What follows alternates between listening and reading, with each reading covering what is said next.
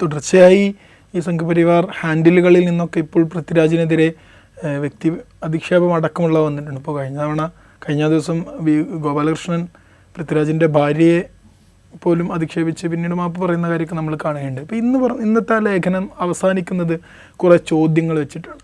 അതായത് സ്ക്രിപ്റ്റ് എഴുതി ആദ്യം പുറത്തിറങ്ങുന്നതിന് മുമ്പ് തന്നെ സെൻസർ ബോർഡ് ഒഴിവാക്കിയതിൽ എന്തൊക്കെ സീനുകൾ ഉണ്ടായിരുന്നു എന്നത് പുറത്തുവിടണം, ഇതിൽ കൂടുതൽ ചിലപ്പോൾ ഉണ്ടായിരിക്കാം എന്നുള്ള രൂപത്തിലൊക്കെ. അതുപോലെ ചില ഫേസ്ബുക്ക് പോസ്റ്റുകൾ കാണുകയുണ്ടായി. ആടുജീവിതത്തിൽ ജോർദാനിൽ കുടുങ്ങിക്കിടക്കുന്ന സമയത്ത് ആരൊക്കെയുമായി പൃഥ്വിരാജ് ബന്ധം സ്ഥാപിച്ചിട്ടുണ്ട്. അതുപോലെ ഈ ലേഖനത്തിൻ്റെ അവസാന ഭാഗത്ത് തന്നെ ചോദിക്കുന്നത് ഈ സ്ക്രിപ്റ്റ് ഏതെങ്കിലും പുറത്തു നിന്നുള്ള ആളുകളുടെ സ്വാധീനം ഇതിലുണ്ടോ, അതുപോലെ തന്നെ ഈ സാമ്പത്തിക കാര്യങ്ങൾ അന്വേഷിക്കണമെന്ന് തുടങ്ങിയിട്ടുള്ള ഒരുപാട് ചോദ്യങ്ങൾ. ഈ ചോദ്യങ്ങളൊക്കെ എന്തിലേക്കാണ് വിരൽ ചൂണ്ടുന്നത്? ഇനിയൊരു ഈ ഗവൺമെൻറ്റിൻ്റെ ഇൻസ്റ്റിറ്റ്യൂഷനുകൾ വെച്ചുള്ള അന്വേഷണങ്ങളൊക്കെ സാധ്യതയുണ്ടാവും.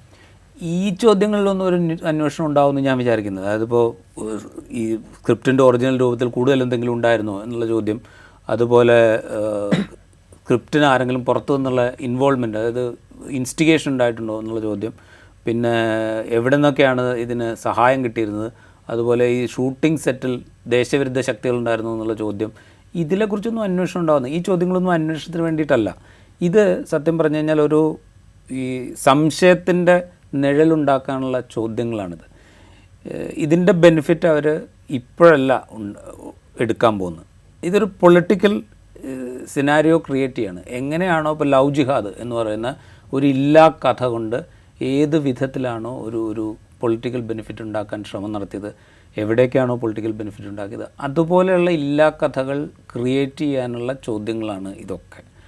അതിനപ്പുറം ഇതിനകത്തൊന്നും ഒരു കഥയില്ല. ഇതിൻ്റെ പുറകെയൊന്നും അന്വേഷണ ഏജൻസികൾ വരും എന്ന് ഞാൻ വിചാരിക്കുന്നില്ല. ആ ലേഖനത്തിലെടുത്ത് പറയുന്നുണ്ട്, ഇങ്ങനെ റിപ്പോർട്ടുണ്ട് പൃഥ്വിരാജ് സുകുമാരൻ്റെ വീട്ടിൽ എക്സൈസുകാർ റെയ്ഡ് നടത്തിയപ്പോൾ മയക്കുമരുന്ന് പിടിച്ചതായിട്ട് റിപ്പോർട്ടുണ്ട് എന്ന് ലേഖനത്തിൽ പറയുന്നുണ്ട്. അപ്പോൾ എന്ന് വെച്ചാൽ ഇതൊക്കെ ഇങ്ങനെ കുറേ സംശയത്തിൻ്റെ നിഴലങ്ങനെ. ഇപ്പോൾ മൊത്തത്തിൽ ലഹരി മാഫിയെക്കുറിച്ചുള്ള വാർത്തകൾ വരുന്നു, ചില സിനിമാ താരങ്ങളെക്കുറിച്ചൊക്കെയുള്ള വാർത്തകൾ വരുന്നു. അപ്പോൾ ഇതങ്ങ് ഇട്ട് കൊടുത്തു കഴിഞ്ഞാൽ ആളുകൾ വിശ്വസിക്കും അതിൻ്റെ അടിസ്ഥാനത്തിലാണ് അതൊക്കെ ഇട്ട് വയ്ക്കുന്നത്. അതുപോലെയുള്ള ചോദ്യങ്ങളാണ് ഈ ചോദ്യങ്ങൾ മുഴുവൻ.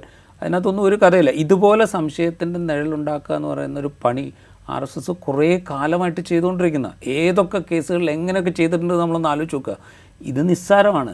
ഇപ്പോൾ സംജോത എക്സ്പ്രസ് സ്ഫോടനം, മക്ക മസ്ജിദ് സ്ഫോടനം, മലേഗാവ് സ്ഫോടനം, ഇങ്ങനെ കുറേ ലിസ്റ്റിംഗ് എടുത്തു കഴിഞ്ഞാൽ ഇതൊക്കെ നടത്തിയിട്ട് ഏത് വിഭാഗത്തിലാണ് നിസ്സാരം നിരപരാധികളുമായിട്ടുള്ള മനുഷ്യന്മാരുടെ പേരിൽ ഈ കേസ് ചുമത്തി സംശയത്തിൻ്റെ നിഴലുണ്ടാക്കിയതെന്ന് നമ്മൾ കണ്ടതാണ്.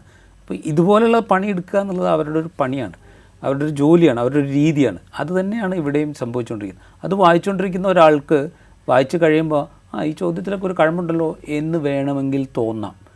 അങ്ങനെ തോന്നുന്നു. ഇപ്പോൾ 100 പേര് വായിക്കുമ്പോൾ ഒരാൾക്കേ ആ സംശയം തോന്നിയില്ലെങ്കിൽ ആ ഒരാൾ അവരുടെ ലാഭമാണ് എന്നുള്ളതാണ് സംഘപരിവാറിൻ്റെ ചിന്ത. അതിൻ്റെ തുടർച്ചയാണ് നമ്മൾ ഈ കാണുന്നത്. ബാക്കി ഇപ്പോൾ വിമർശനങ്ങളോ അല്ലെങ്കിൽ ഈ വായപോയ കോടാലി പോലെ പറഞ്ഞുകൊണ്ട് കിടക്കുന്ന ഇപ്പം നേരത്തെ പറഞ്ഞ ബി ഗോപാലകൃഷ്ണനെ പോലെയുള്ള ആളുകളുടെ കാര്യത്തിലൊക്കെ അതൊക്കെ ഒരു പരിസര മലിനീകരണം സൃഷ്ടിക്കുന്ന പണിയാണ്. അത് ലീഗലി അവർ മാനനഷ്ട കേസ് ഫയൽ ചെയ്യുകയോ അല്ലെങ്കിൽ മറ്റേതെങ്കിലും കോടതി നടപടികളിലൂടെ പോവുകയോ ചെയ്യേണ്ട ഒരു കാര്യമായിട്ട് തന്നെ നിൽക്കണം. ഇതും അത് വേണ്ടതാണ്. പക്ഷേ അതുണ്ടാക്കുന്നതിനേക്കാൾ വലിയ അപകടം ഇത്തരം ചോദ്യങ്ങൾ ഉണ്ടാക്കും. ഈ ചോദ്യങ്ങൾ അവിടെ കിടക്കും. ഈ ചോദ്യങ്ങൾ സത്യം പറഞ്ഞു കഴിഞ്ഞാൽ ഈ വായനക്കാർക്ക് മാത്രം ഉദ്ദേശിച്ചിട്ടുള്ളതല്ല, ഇമാതിരി ആളുകൾക്ക് കൂടി ഉദ്ദേശിച്ചിട്ടുള്ളതാണ്. ഈ ബി ഗോപാലകൃഷ്ണനെ പോലുള്ള ആൾ നാളെ നിങ്ങൾ ഉന്നയിക്കേണ്ട ചോദ്യങ്ങൾ ഇതൊക്കെയാണ്, നിങ്ങളിത് നിരന്തരം ഉന്നയിച്ചുകൊണ്ടിരിക്കണം എന്നുള്ള സന്ദേശമാണ് ഈ കൊടുത്തുകൊണ്ടിരിക്കുന്നത്. അല്ലാതെ നിങ്ങൾ അവരുടെ വീട്ടുകാരെ കുറ്റം പറയല്ല വേണ്ടത്, ഈ ചോദ്യങ്ങൾ ഉന്നയിക്കുകയാണ് വേണ്ടത് എന്നുള്ള മെസ്സേജാണ് ആ കൊടുക്കുന്നത്. അപ്പോൾ ഈ പണി ഇതൊരു സിസ്റ്റമാറ്റിക് ജോലിയാണ് സത്യം പറഞ്ഞാൽ, അല്ലാതെ ഇത് വെറുതെ ചെയ്യുന്നതല്ല. ഇത് അവർക്കൊരു ഭീഷണിയാണ്. അതുപോലെ ആ ഭീഷണിയെ അവരൊരു അവസരമാക്കിയെടുക്കാൻ എങ്ങനെ പറ്റും എന്നുള്ള ഗവേഷണം നടത്തിക്കൊണ്ടിരിക്കുകയാണ്. അതിൻ്റെ തുടർച്ച ഇതിവിടെ നിൽക്കും എന്ന് പ്രതീക്ഷിക്കട്ടെ.